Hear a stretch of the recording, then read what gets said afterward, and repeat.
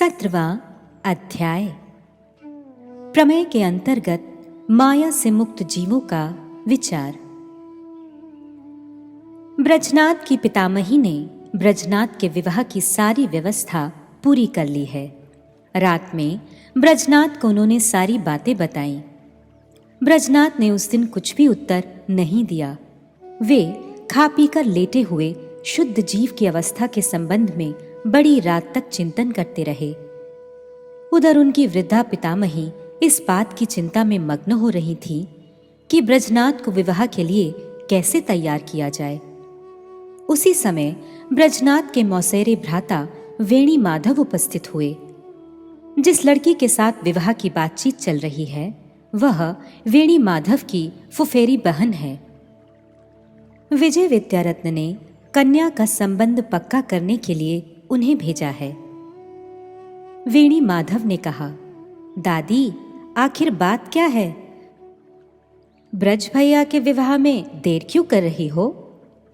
पितामही ने कुछ दुखित होकर कहा, बेटा तू बड़ा समझदार लड़का है, जरा ब्रजनाथ को समझा बुझा कर विवाह के लिए राजी कर ले। मैं जितना भी समझाती हूं वह बात ही नहीं सुनता। वेणी माधव का ठिगना कद, छोटी गर्दन, काला रंग और मिचमिची आंखें उसके स्वरूप को प्रकट कर देती हैं। वे सभी बातों में हैं, अथच किसी भी बात में नहीं हैं। वृद्धा की बात सुनकर वे जरा माथे पर बल देते हुए बोले, कुछ परवाह नहीं, तुम्हारी आज्ञा भर की देर है। वेणी माधव क्या नहीं कर सकता? तुम तो मुझे खूब जानती हो, लहरे को गिन गिन कर पैसा वसूल करता हूं। अच्छी बात है, मैं एक बार ब्रजनाथ से बातचीत करके तो देखूं। किंतु दादी, कार्य हो जाने पर मुझे भरपेट पूड़ी कचौड़ी खिलाओगी ना? दादी बोली, ब्रजनाथ तो खा पी कर सो गया है। अच्छी बात है, मैं कल सवेरे आकर सब कुछ ठीक कर लूंगा। ऐसा कहकर वेणी माधव घर चले गए। दूसरे दिन बड़े सवेरे ही हाथ में एक लोटा लेकर वे वहां उपस्थित हुए। ब्रजनाथ शौच आदि से निवृत्त होकर बाहर चंडी मंडप में बैठे हैं। उन्होंने वेणी माधव को देखकर कहा, भाई आज इतने सवेरे कैसे?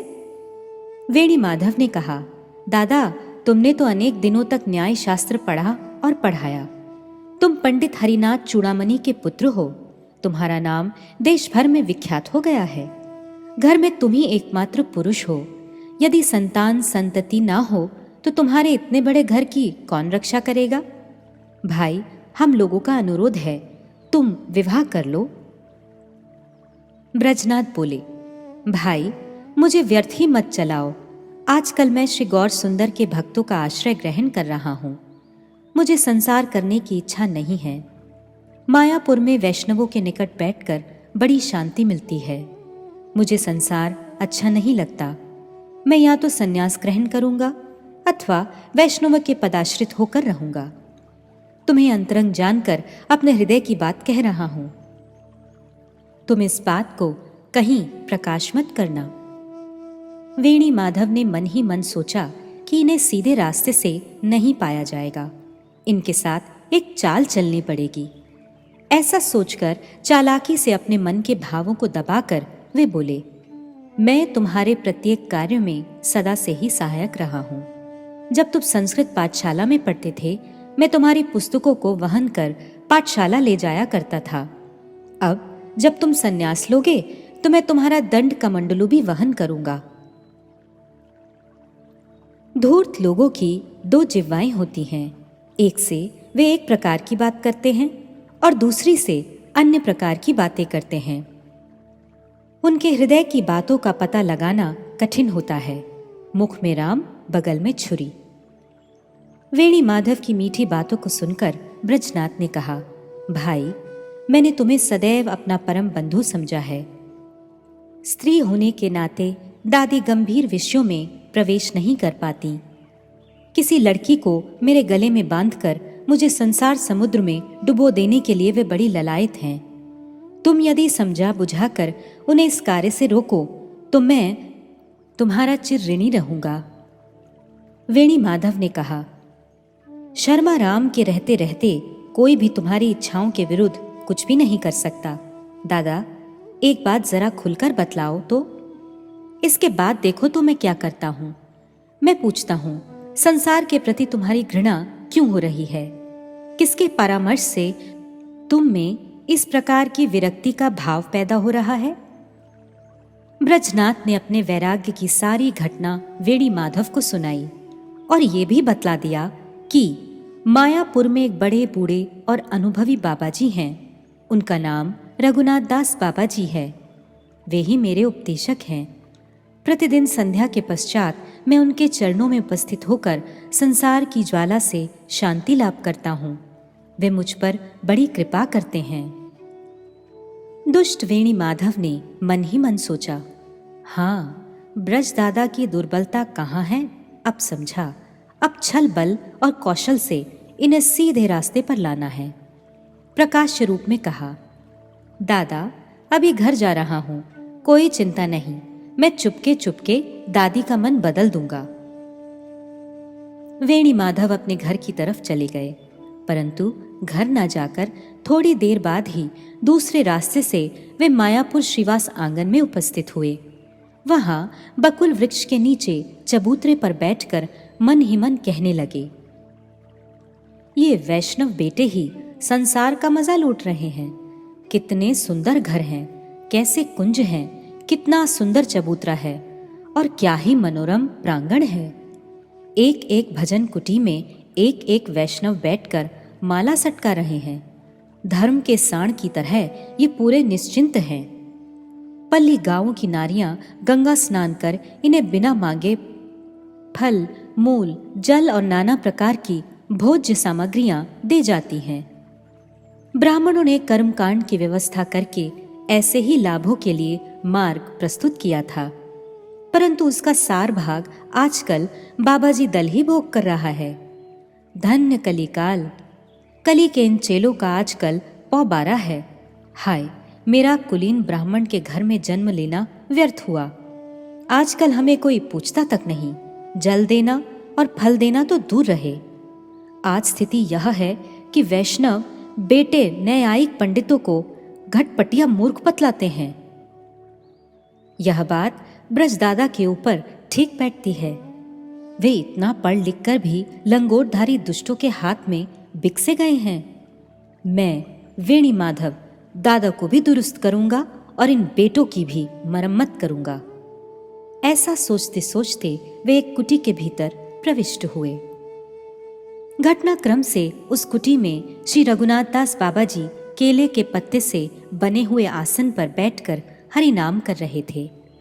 मनुष्य का स्वभाव उसके चेहरे से झलकता है। वृद्ध बाबा जी ने देखा, उस ब्राह्मण कुमार के वेश में साक्षात कली का आगमन हुआ है। वैष्णव जन अपने को स्वभावतः तृण से भी अधिक हीन समझते हैं। वे शत्रु के अत्याचारों को सहन करके भी उनके कल्याण की कामना करते हैं।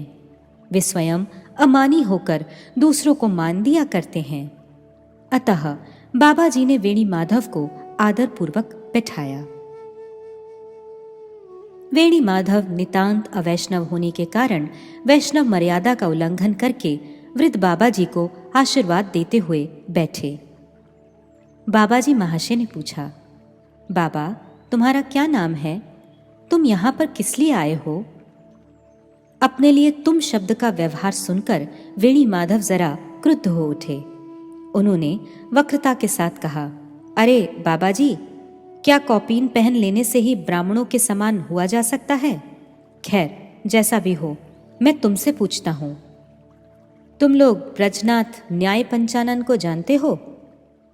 बाबा जी, कृपा करके अपराध क्षमा करें, मुझ वृद्ध का वाग दोष न धरें। ब्रजनाथ कभी कभी कृपा करके यहाँ पधारते हैं। वेणी माधव, वह आदमी सरल स्वभाव का नहीं है। 2-4 दिन आकर विनय आदि के द्वारा तुम्हें अपने वश में करके जो करना होगा करेगा। बेलपुकुर के ब्राह्मण तुम्हारे व्यवहार से अत्यंत क्षुब्ध हैं। उन लोगों ने परामर्श करके ब्रजनाथ को तुम्हारे पास भेजा है। तुम बूढ़े हो, जरा सावधान रहना। बीच बीच में मैं तुम्हारे पास आकर उनके षड्यंत्र की खबर देता रहूंगा। मेरे संबंध में तुम उससे कुछ भी मत कहना, नहीं तो तुम्हारा और भी अधिक अनिष्ट होगा। आज मैं जा रहा हूं। ऐसा कहकर वेणी माधव अपने घर चले गए। दोपहर का समय है। ब्रजनाथ भोजन करके बरामदे में बैठे हैं। इसी बीच वेणी माधव कहीं से आकर उनके पास बैठ गए और बातों बातों में बोले, दादा, आज मैं कार्यवश मायापुर गया था। वहां एक बुढ़े को देखा, शायद वही रघुनाथ दास बाबा जी होगा। उसके साथ बातचीत होते होते तुम्हारा प्रसंग भी छिड़ गया। उसने तुम्हारे संबंध में एक ऐसी घृणित बात कही है कि वैसी बात कोई भी किसी ब्राह्मण के प्रति नहीं कह सकता। अंत में बोले, ब्रजनाथ को 36 जाति की जूठन खिलाकर उसकी बामनाई ही निकाल दूंगा। छी! तुम जैसे विद्वान व्यक्ति को ऐसे आदमी के पास जाना किसी भी प्रकार से उचित नहीं है। इससे ब्राह्मण पंडितों की प्रतिष्ठा धूल में मिल जाएगी। वेणी माधव की बात सुनकर ब्रजनाथ बड़े आश्चर्यान्वित हुए। वैष्णवों के प्रति उनके हृदय में जो श्रद्धा का भाव था एवं वृद्ध बाबा जी के प्रति जो भक्ति थी, न जाने क्यों वह दूनी हो उठी। वे कुछ गंभीर होकर बोले, भाई, आज मैं व्यस्त हूं, तुम जाओ, कल तुम्हारी बात सुनकर विचार करूंगा। वेणी माधव चले गए। ब्रजनाथ वेणी माधव के दोमुखी स्वभाव से अच्छी तरह परिचित हो गए थे। प्रचुर न्याय पड़े हुए थे, तथापि वे स्वभावतः दुष्टता पसंद नहीं करते थे। सन्यास में सहायता करेगा, ये सोचकर उन्होंने वेणी माधव के प्रति बंधुत्व का भाव दिखलाया था, परंतु इन्हें पता चल गया कि वेणी माधव ने अपना कोई मतलब गांठने के लिए कुछ चिकनी चुपड़ी बातें की थी। सोचते सोचते उन्हें स्मरण हो आया कि जिस कन्या की मेरे साथ विवाह की बात चल रही है, उसमें वेणी माधव का कुछ स्वार्थ है। इसलिए वे मायापुर में किसी दुर्भी संधि का बीज बोने गया होगा। ऐसा सोचकर वे मन ही मन बोले, हे भगवान, गुरु और वैष्णवों के चरणों में मेरी दृढ़ श्रद्धा बनी रहे, दुर्जन व्यक्तियों के उत्पात से कभी कम न हो जाए। इस प्रकार सोचते सोचते शाम हो गई। शाम होने के पश्चात वे बड़े ही व्याकुल चित्त से श्रीवास आंगन में पहुंचे। इधर वेणी माधव के चले जाने के बाद बाबा जी ने मन ही मन सोचा, यह आदमी निश्चय ही ब्रह्म राक्षस है। राक्षसः कलेमाश्रित्य जायन्ते ब्रह्म योनिषु। चैतन्य भागवत 16:301 धृत वराह पुराणे महेश वाक्य। अर्थात राक्षस गण कलियुग का आश्रय कर ब्राह्मण कुल में जन्म ग्रहण करते हैं। यह शास्त्रवाणी इस व्यक्ति के विषय में ठीक बैठती है। वर्ण अहंकार, व्यर्थ का अहंकार, वैष्णव विद्वेष और धर्म ध्वजित्व की छाप इसके मुखमंडल पर स्पष्ट रूप से अंकित है। कुताही गर्दन, मिचमिची आंखें और बातों में चतुरता इसके अंतर का परिचय देती है। आहा, ब्रजनाथ कैसा मधुर स्वभाव का व्यक्ति है, और कहाँ ये व्यक्ति असुर स्वभाव का है। हे कृष्ण, हे गौरांग, ऐसे दुर्जन व्यक्तियों का कुसंग कभी ना मिले। आज ब्रजनाथ को भी सावधान कर दूंगा। ब्रजनाथ के कुटी में पहुंचते ही बाबा जी ने बड़े प्यार से आओ बाबा आओ कहकर उन्हें छाती से लगा लिया। ब्रजनाथ की आंखों से भी आंसुओं की धारा बहने लगी, गला रुद्ध हो गया। वे बाबा जी के चरणों में गिर पड़े। बाबा जी ने ब्रजनाथ को बड़े स्नेह से उठाते हुए कहा, आज सवेरे एक काले रंग के ब्राह्मण आए थे। वे कुछ उद्वेगजनक बातें सुना गए हैं। क्या तुम उन्हें जानते हो? ब्रजनाथ, प्रभु, आप ही ने बतलाया है कि संसार में अनेक प्रकार के जीव हैं। उनमें से कुछ लोग मत्सरतावश दूसरे जीवों को व्यर्थ ही उद्वेग देकर सुखी होते हैं। हमारे वेणी माधव भैया ऐसे ऐसे लोगों में एक प्रधान पंडा हैं। यदि उनकी कोई चर्चा ना हो तो बड़ी खुशी होगी। यथार्थ बात तो यह है कि आपसे मेरी निंदा करना, मुझसे आपकी निंदा करना और झूठ मूठ का दोष आरोपण कर परस्पर झगड़ा करा देना ही उनका स्वभाव है। उनकी बातों को सुनकर आपने कुछ बुरा तो नहीं माना? बाबा जी, हाँ कृष्ण, हाँ गौरांग, मैं अनेक दिनों से वैष्णव सेवा में नियुक्त हूँ। मैं उनकी कृपा से वैष्णव अवैष्णव पहचानने की शक्ति प्राप्त कर चुका हूँ। मुझे सब कुछ पता है। इस विषय में मुझे कुछ भी कहना नहीं होगा। ब्रजनाथ, उन सब बातों को भूलकर आप कृपया ये बतलाइए कि माया से बंधा हुआ जीव कैसे मुक्त होता है। बाबा जी, श्री दशमूल के 7वें श्लोक में तुम्हें अपने प्रश्न का उत्तर मिलेगा। यदा भ्रामं भ्रामं हरिरस गलद वैष्णव जनम कदाचित संपश्यन् तद अनुगमने स्याद रुचियुतः तदा कृष्ण वृत्त्या त्यज्यति शनकैर मायिक्तशाम स्वरूपम विभ्राणो विमल रस भोगम स कुरुते। दशमूल 7। अर्थात संसार में ऊंच नीच योनियों में भ्रमण करते करते जब हरि रस में मत वैष्णव का दर्शन प्राप्त होता है, तब मायाबद्ध जीव को वैष्णव मार्ग के प्रति रुचि उत्पन्न होती है। कृष्ण नाम का उच्चारण करते करते धीरे धीरे उनकी मायिक दशा दूर हो जाती है। जीव क्रमशः स्वस्वरूप प्राप्त करता हुआ विमल कृष्ण सेवा रस आस्वादन करने के योग्य होता है।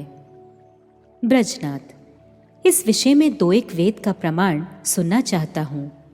बाबा जी, वेद में कहा है, समाने वृक्षे पुरुषो निमग्नो अनीशया शोचति मुह्यमानः जुष्टम यदा पश्यन्त्य अन्यम ईशमस्य महिमानमिति वीतशोकः।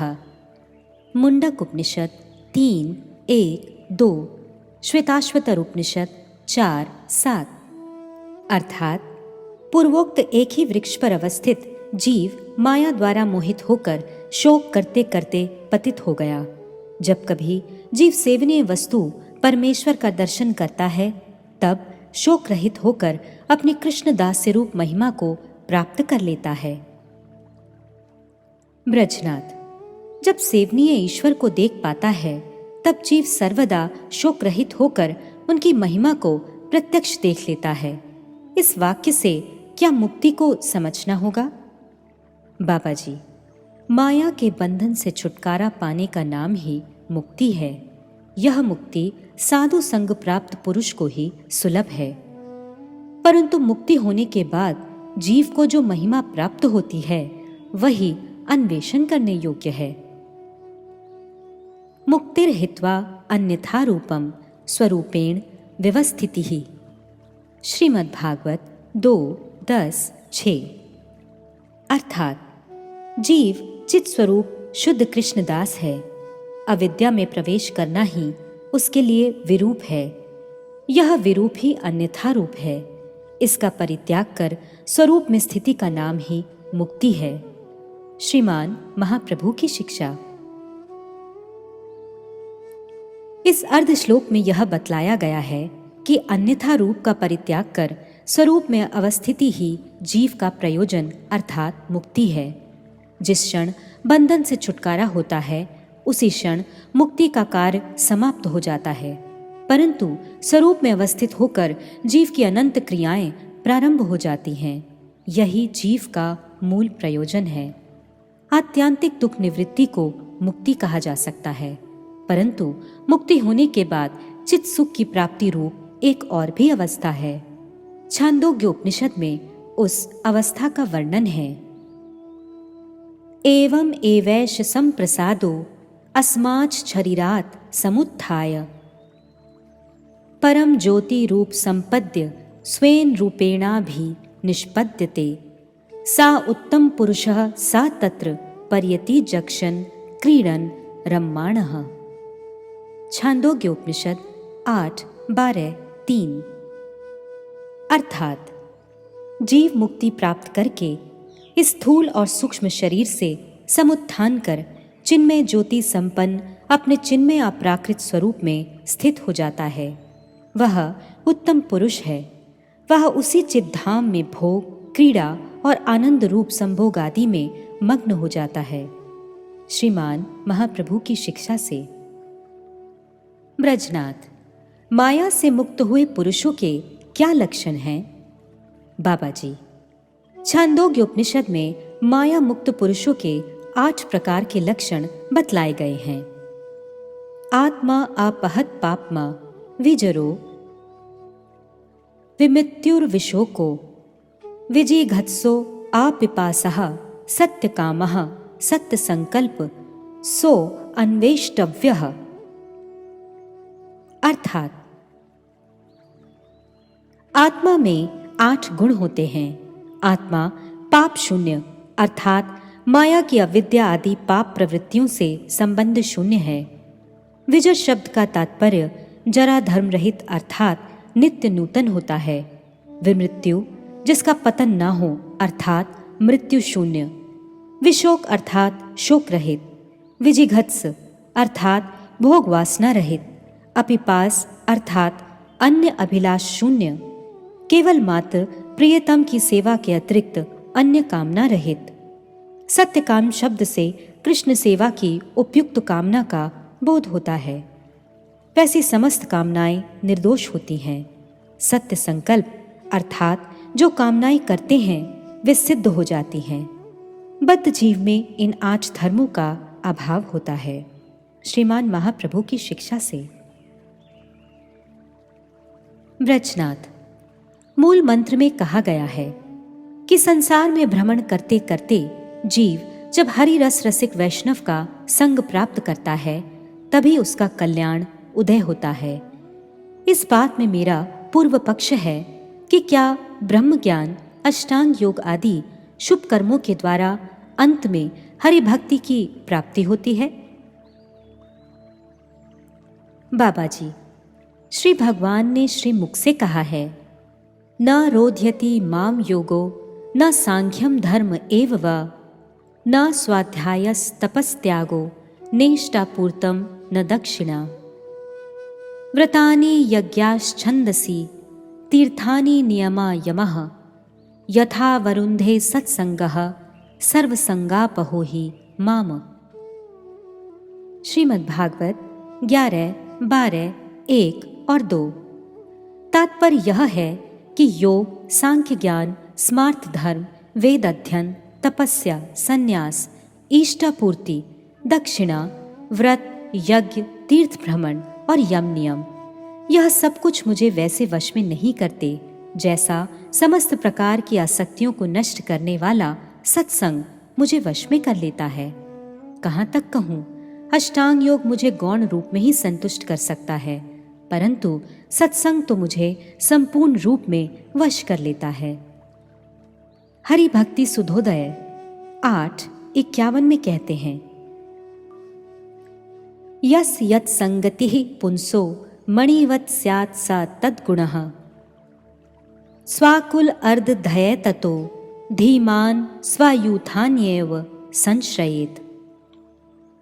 अर्थात जिस व्यक्ति का जैसा संग होता है उसमें भी ठीक वैसा ही गुण पैदा हो जाता है।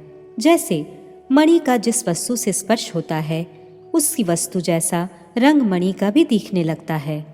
इसलिए शुद्ध साधु पुरुषों के संग से शुद्ध साधु हुआ जा सकता है।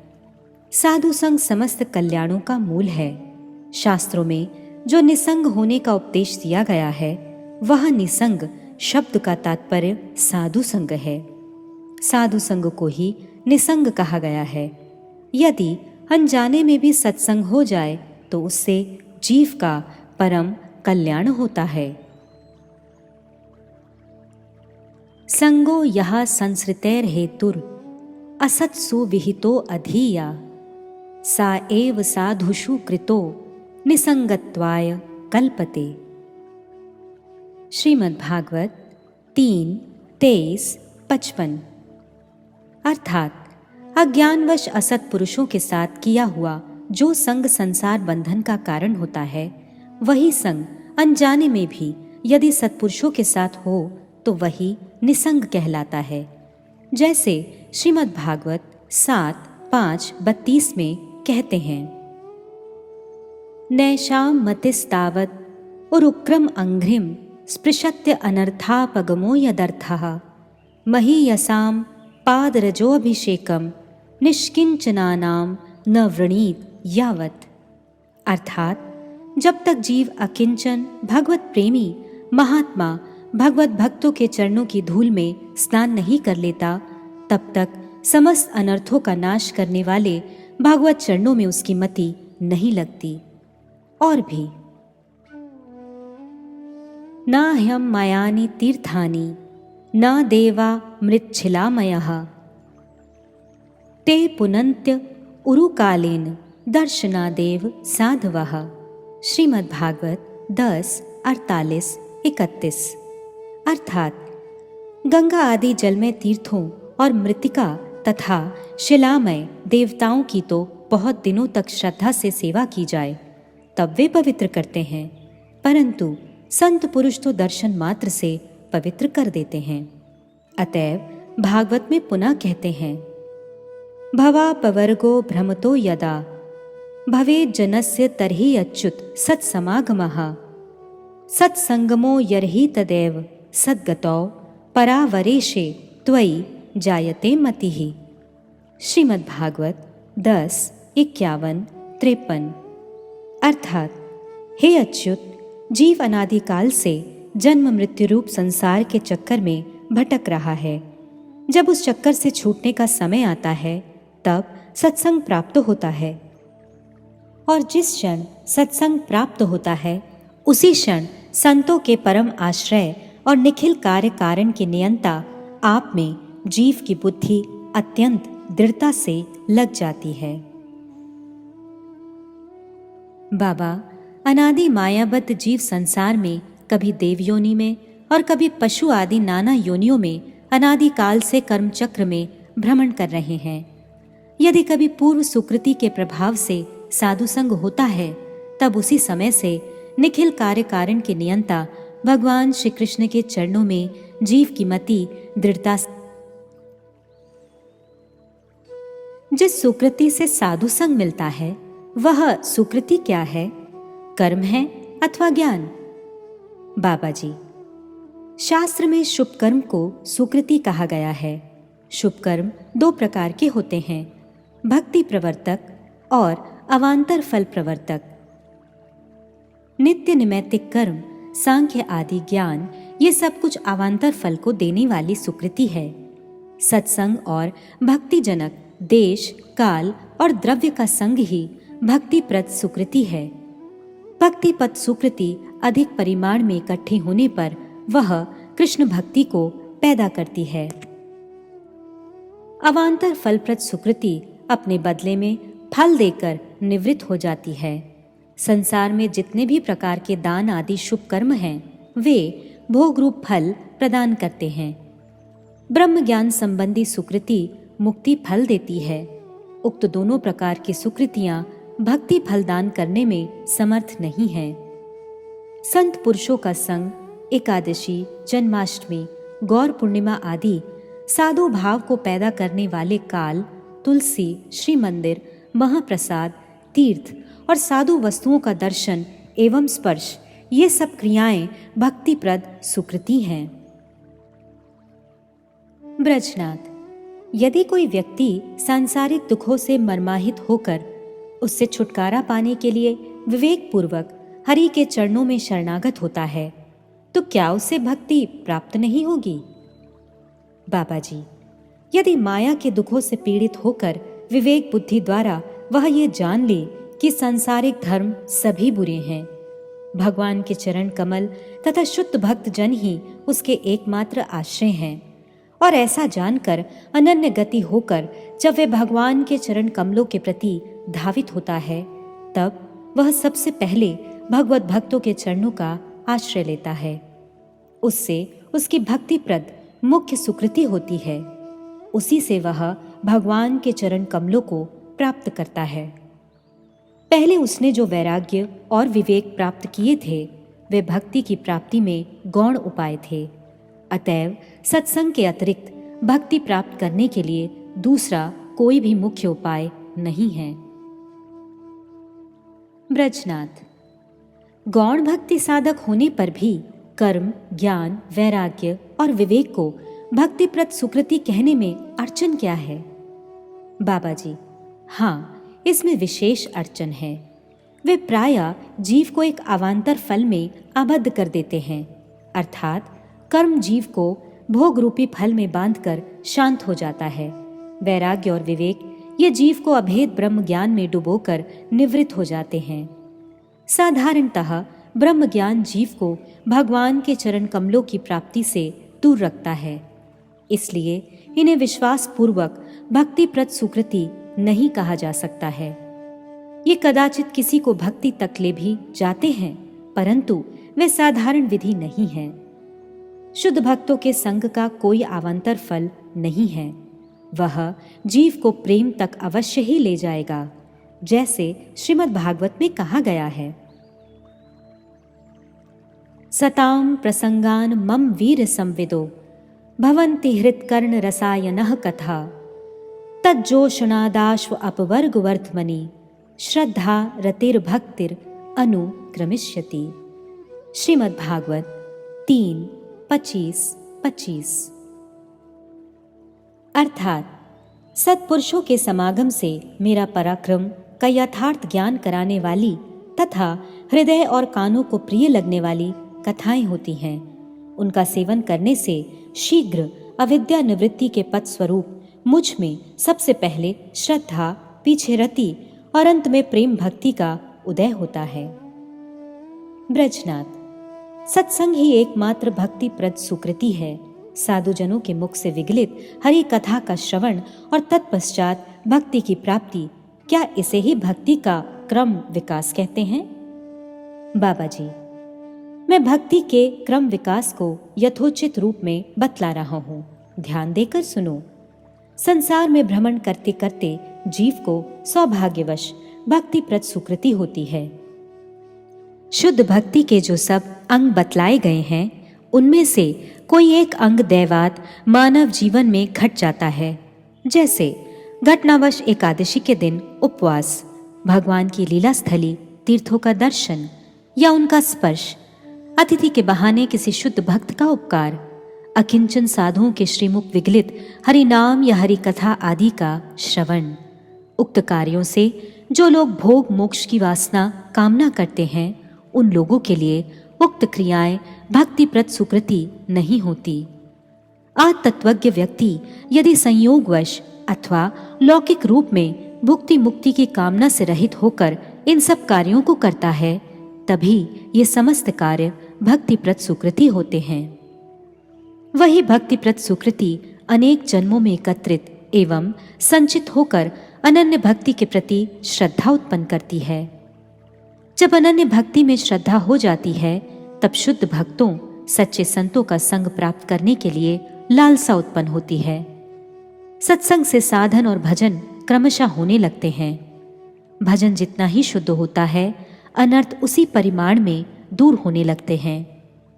अनर्थ दूर होने पर पिछली श्रद्धा निर्मल होकर निष्ठा के रूप में बदल जाती है।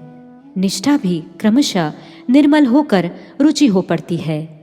रुचि भक्ति के सौंदर्य से अधिक दृढ़ होने पर आसक्ति के रूप में बदल जाती है। वही आसक्ति क्रमशः पूर्णता लाभ करने पर भाव या रति होती है। रति सामग्री के साथ मिलकर रस हो पड़ती है। यही प्रेमोत्पत्ति का क्रम विकास है। मूल कथा यह है कि शुद्ध साधु पुरुषों का दर्शन होने पर सुकृतिशाली व्यक्तियों को सन्मार्ग अर्थात भक्ति पथ पर चलने की प्रवृत्ति जन्म लेती है। सिद्धांत यह है कि घटनावश सबसे पहले साधु संग होता है, उसके पश्चात श्रद्धा और श्रद्धा होने पर द्वितीय साधु संग होता है। प्रथम साधु संग का फल श्रद्धा है। श्रद्धा का दूसरा नाम शरणागति है। भगवत प्रिय देश, काल, द्रव्य और पात्र, इनके संपर्क से प्रथम साधु संग प्राप्त होता है।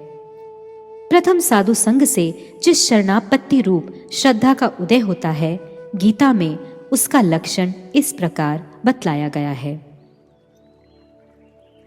सर्वधर्मान् परित्यज्य मामेकं शरणं व्रज अहं त्वां सर्वपापेभ्यो मोक्षयिष्यामि मा शुचा। गीता 18:66। अर्थात स्मार्त धर्म, अष्टांग योग, सांख्य ज्ञान और वैराग्य से ये सभी धर्म सर्वधर्म शब्द से उक्त हुए हैं। इन सब धर्मों से जीव का प्रयोजन सिद्ध नहीं हो सकता, इसलिए इनके त्याग की बात कही गई है। भगवान कहते हैं, सच्चिदानंद घन स्वरूप मैं व्रजविलासी कृष्ण ही जीवों की एकमात्र गति हूँ। ऐसा जानकर भोग मोक्ष आदि की कामनाओं से रहित होकर अनन्य भाव से मेरा शरणागत होना ही प्रवृत्ति रूप श्रद्धा है। वैसी श्रद्धा उदित होने से जीव रोते रोते वैष्णव साधु के अनुगमन में प्रवृत्त हो जाते हैं। इस बार वे जिस साधु का आश्रय ग्रहण करते हैं उनका नाम ही गुरु है। ब्रजनाथ, जीव के अनर्थ कितने प्रकार के होते हैं? बाबा जी, अनर्थ 4 प्रकार के होते हैं। स्वरूप की अप्राप्ति, असत तृष्णा, अपराध, हृदय दौर्बल्य। मैं शुद्ध चित्त कण कृष्णदास हूँ, इसे भूलकर जीव अपने स्वस्वरूप से बहुत दूर हो गया है। स्वस्वरूप की अप्राप्ति ही जीव का प्रथम अनर्थ है। जड़ पदार्थों में मैं और मेरा ही बुद्धि करने से जो असत विषय सुखों की तृष्णा होती है उसे असत तृष्णा कहते हैं। पुत्र की कामना, धन की कामना और स्वर्ग की कामना, ये 3 प्रकार की असत तृष्णा होती है। अपराध 10 प्रकार के होते हैं, उन्हें पीछे बतलाऊंगा। हृदय दौर्बल्य से शोक आदि पैदा होते हैं। ये 4 प्रकार के अनर्थ अविद्या द्वारा बंधे हुए जीवों के नैसर्गिक फल हैं। सत्संग में शुद्ध कृष्णानुशीलन करने से ये सब अनर्थ क्रमशः दूर हो जाते हैं। योग आदि दूसरे मार्गों में प्रत्याहार, यम, नियम, वैराग्य आदि साधन चतुष्टयों की जो व्यवस्था है वह उद्वेग रहित होने का उपाय नहीं है। उसमें पतन की बहुत ही आशंका होती है और उससे चरम में कल्याण होना अत्यंत कठिन होता है। उद्वेग रहित होने का एकमात्र उपाय है सत्संग में कृष्ण का शुद्ध रूप से अनुशीलन होना। अनर्थ जितने ही अधिक दूर होते हैं, माइक दशा उतनी ही अधिक तिरोहित होती है, और माइक दशा जिस परिमाण में तिरोहित होती है, जीव का स्वस्वरूप उसी परिमाण में उदित होता है। ब्रजनाथ, क्या अनर्थ रहित व्यक्तियों को मुक्त पुरुष कहा जा सकता है? बाबा जी, इस विषय में श्रीमद् भागवत के 6, 14, 3 से 5 निम्नलिखित श्लोक विवेचनीय हैं। रजोभिः समसंख्याता पार्थिव वैर इह जन्तवः तेषां ये केचने हन्ते श्रेयो वै मनुजादयः प्रायो मुमुक्षवस्तेषां केचनैव द्विजोत्तमा मुमुक्षूणां सहस्रेषु कश्चिमुच्यते सिद्ध्यति मुक्तानामपि सिद्धानां नारायणपरायणः सुदुर्लभः प्रशांतात्मा कोटिष्वपि महामुने। अर्थात, भगवान, इस जगत में पृथ्वी के धूलि कणों के समान ही असंख्य जीव हैं। उनमें से कुछ ही जीव अपने कल्याण की चेष्टा करते हैं। अधिकांश जीव विषयी, जड़ीभूत और तुच्छ इंद्रिय सुखों में प्रमत्त रहते हैं। जो थोड़े से जीव अपने कल्याण की चेष्टा करते हैं, उनमें से भी संसार से मुक्ति या सिद्धि लाभ तो कोई सा ही कर पाता है। करोड़ों सिद्ध एवं मुक्त पुरुषों में भी कोई शांतचित्त महापुरुष ही भगवान नारायण का भक्त होता है। अतएव नारायण भक्त अतीव दुर्लभ हैं। अनर्थ मुक्त पुरुष ही शुद्ध भक्त है। भक्त अत्यंत दुर्लभ हैं। कोटि कोटि मुक्त पुरुषों में से मुश्किल से एक कृष्ण भक्त पाए जाते हैं। अतएव कृष्ण भक्तों से बढ़कर दूसरा दुर्लभ संग जगत में मिल नहीं सकता है। ब्रजनाथ, वैष्णव जन कहने से क्या गृह त्यागी वैष्णव का बोध होता है? बाबा जी, शुद्ध कृष्ण भक्त ही वैष्णव हैं, चाहे वे गृहस्थ हों अथवा गृह त्यागी, ब्राह्मण हो या चंडाल, धनी हो या दरिद्र। जिनके जिस परिमाण में शुद्ध कृष्ण भक्ति है वे उसी परिमाण में कृष्ण भक्त हैं। ब्रजनाथ, माया में बंधे हुए जीव 5 प्रकार के होते हैं। इसे आपने पहले ही बतलाया है। आपने साधन भक्त और भाव भक्तों की गणना भी मायाबद्ध जीव के अंतर्गत की है। किस अवस्था तक पहुंचने पर भक्तजन माया मुक्त श्रेणी में परिगणित होते हैं? बाबा जी, यूं तो भक्त जीवन प्रारंभ होते ही जीव माया मुक्त कहलाने लगता है, परंतु वस्तुगत मुक्ति भक्ति साधन की परिपक्व अवस्था उपस्थित होने पर ही हो सकती है। उससे पूर्व स्वरूपगत मुक्ति होती है। जीव के स्थूल और लिंग शरीर के संपूर्ण रूप से विच्छिन्न होने पर ही वस्तुगत माया मुक्ति होती है। साधन भक्ति का अनुशीलन करते करते भाव भक्ति का उदय होता है। भाव भक्ति में दृढ़ रूप से अवस्थित होने पर जीव जड़ शरीर का परित्याग करने के अनंतर लिंग शरीर को भी छोड़कर चित्त शरीर में अवस्थित होता है। इसलिए साधन भक्ति काल में माइक दशा रहती है। भाव भक्ति के प्रारंभ में भी वह दशा संपूर्ण रूप से दूर नहीं होती। इन दोनों अवस्थाओं का विवेचन कर साधन भक्ति और भाव भक्ति को माया में बंधे हुए 5 प्रकार के जीवों के बीच रखा गया है। विषयी और मुमुक्षु लोग तो इन 5 प्रकार के जीवों की श्रेणी में अवश्य ही परिगणित हैं। माया से छुटकारा एकमात्र हरि भक्ति द्वारा ही सिद्ध होता है। जीव अपराधी होकर मायाबद्ध हुए हैं। मैं कृष्णदास हूँ, इसे भूलना ही मूल अपराध है। कृष्ण कृपा के बिना अपराध दूर नहीं होते। अतएव उनकी कृपा के अतिरिक्त माया से मुक्ति पाने की संभावना नहीं है। ज्ञानी संप्रदाय का विश्वास केवल ज्ञान से ही मुक्ति मिलती है, परंतु ये संपूर्ण निराधार विश्वास है। भगवत कृपा के बिना माया से कदापि छुटकारा नहीं मिल सकता। इसलिए श्रीमद् भागवत में 10, 2, 32 और 33 में कहते हैं, ये अन्ये अरविंदाक्ष विमुक्त मानिनस त्वया असद भावाद अविशुद्ध बुद्धया आरुह्य कृच्छ्रेण परम पदम ततः पतन्त्य अधो अनादृत युष्मद् अंग्र्यः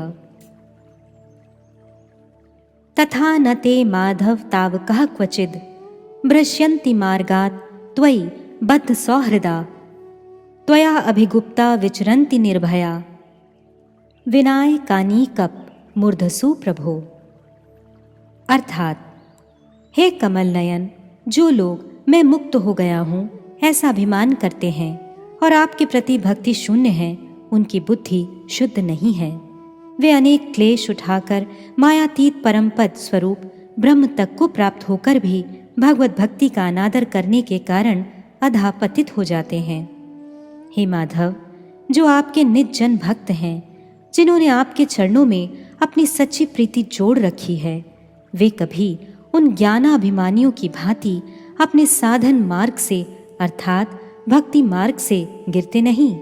प्रभु, वे आपके द्वारा सुरक्षित होने के कारण विघ्न डालने वालों के सर पर पैर रखकर निर्भय विचरते हैं। कोई भी बाधा उनके मार्ग में रुकावट नहीं डाल सकती। ब्रजनाथ, माया मुक्त जीव कितने प्रकार के होते हैं? बाबा जी, माया मुक्त जीव 2 प्रकार के होते हैं, नित्य मुक्त और बद्ध मुक्त। जो जीव कभी भी माया द्वारा बद्ध नहीं हुए हैं, वे नित्य मुक्त जीव हैं। नित्य मुक्त जीव भी 2 प्रकार के होते हैं, ऐश्वर्यगत नित्य मुक्त जीव और माधुर्यगत नित्य मुक्त जीव। ऐश्वर्यगत नित्य मुक्त जीव वैकुंठपति नारायण के पार्षद हैं तथा परम व्योमस्थ यानी वैकुंठस्थ मूल संकर्षण के किरण कण हैं। माधुर्यगत नित्य मुक्त जीव गोलोक वृंदावन नाथ श्री कृष्ण के पार्षद हैं। वे गोलोक वृंदावनस्थ श्री बलदेव के किरण कण हैं। बद्ध मुक्त जीव 3 प्रकार के होते हैं, ऐश्वर्यगत, माधुर्यगत और ब्रह्म ज्योतिर्गत। जो साधन काल में ऐश्वर्य प्रिय होते हैं, वे परम व्योमनाथ के नित्य पार्षदों के साथ सालोक्य प्राप्त करते हैं। साधन काल में जो लोग माधुर्य प्रिय होते हैं, वे मोक्ष प्राप्त करने के अनंतर नित्य वृंदावन आदि धामों में सेवा सुख का भोग करते हैं। और जो जीव साधन काल में अभेद अनुसंधान में तत्पर होते हैं, वे मोक्ष प्राप्त कर ब्रह्म सायुज्य रूप सर्वनाश को प्राप्त करते हैं। ब्रजनाथ, जो गौर किशोर के अनन्य भक्त हैं, उनकी चरम गति क्या होती है? बाबा जी, श्री कृष्ण और श्री गौर किशोर ये पृथक तत्व नहीं हैं, ये दोनों ही मधुर रस के आश्रय हैं। थोड़ा सा केवल मात्र भेद यह है कि माधुर्य रस के दो प्रकोष्ठ होते हैं, अर्थात माधुर्य और औदार्य। उनमें जहाँ माधुर्य प्रबल होता है, वहाँ श्री कृष्ण स्वरूप विराजमान रहते हैं, और जहाँ औदार्य प्रबल होता है, वहाँ श्री गौरांग स्वरूप विराजमान रहते हैं। मूल वृंदावन में भी दो पृथक प्रकोष्ठ हैं, एक कृष्णपीठ और दूसरा गौरपीठ। कृष्णपीठ में जो सब नित्य सिद्ध और नित्य मुक्त पार्षद माधुर्य प्रधान औदार्य भाव प्राप्त किए हैं, वे कृष्णगण हैं। श्री गौरपीठ में ये समस्त नित्य सिद्ध और नित्य मुक्त पार्षद गण ही औदार्य प्रधान माधुर्य भोग करते हैं। किसी किसी क्षेत्र में कोई कोई पार्षद स्वरूप व्यूह के द्वारा दोनों ही पीठों में वर्तमान रहते हैं। पुनः कोई कोई एक ही स्वरूप में एक ही पीठ में वर्तमान रहते हैं, दूसरे पीठ में नहीं। जो साधन काल में केवल गौर उपासक होते हैं, वे सिद्धि काल में केवल गौर पीठ में सेवा करते हैं, और जो साधन काल में केवल कृष्ण उपासक हैं, वे सिद्धि काल में कृष्ण पीठ में सेवा करते हैं। और जो साधन काल में कृष्ण और गौर दोनों स्वरूपों के उपासक होते हैं, सिद्धि काल में वे दो शरीर धारण कर दोनों ही पीठों में एक ही समय वर्तमान रहते हैं। यही गौर कृष्ण के अचिंत्य भेदाभेद का परम रहस्य है। यहाँ तक माया मुक्त अवस्था संबंधी उपदेश श्रवण कर ब्रजनाथ और अधिक स्थिर न रह सके। वे भावावेश में वृद्ध वैष्णव बाबा जी के चरण प्रांत में गिर पड़े। बाबा जी महाशय ने रोते रोते ब्रजनाथ को उठाकर गले से लगा लिया। रात बहुत हो गई थी। ब्रजनाथ बाबा जी महाशय से विदा होकर घर लौटे। सारा रास्ता बाबा जी के उपदेशों के चिंतन में विभोर रहे। घर पहुंचकर भोजन करते करते पितामही से बोले, दादी, यदि तुम लोग मुझे देखना चाहती हो तो मेरे विवाह की बात बंद रखो और वेणी माधव के साथ कोई संबंध ना रखो। वह मेरा परम शत्रु है। मैं कल से उसके साथ कभी भी बातचीत नहीं करूंगा, और तुम लोग भी इस विषय में कोई चेष्टा मत करना। ब्रजनाथ की पितामही बड़ी बुद्धिमती हैं। उन्होंने ब्रजनाथ के भावों को समझकर मन ही मन कहा, विवाह का प्रस्ताव अभी स्थगित रखना ही अच्छा है। ब्रज का जैसा भाव देख रही हूँ, उससे ऐसा प्रतीत होता है कि यदि विवाह के लिए उस पर अधिक दबाव डाला जाए तो हो सकता है कि वह वाराणसी या वृंदावन चला जाए। भगवान की जैसी इच्छा है वैसा ही होगा। 17वां अध्याय समाप्त।